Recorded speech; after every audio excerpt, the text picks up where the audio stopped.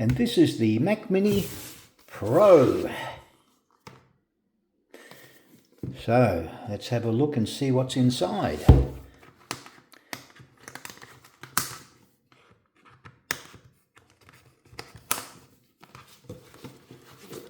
And there it is in all its glory.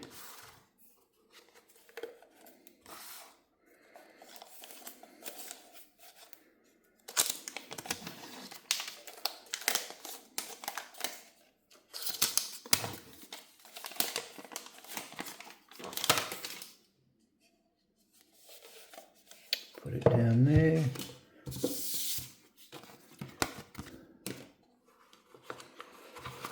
And that's pretty well all you get in the box, not a lot of anything.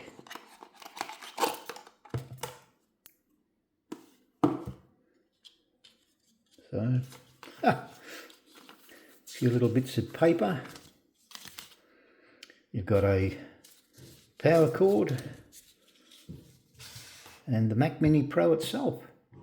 That's all there is.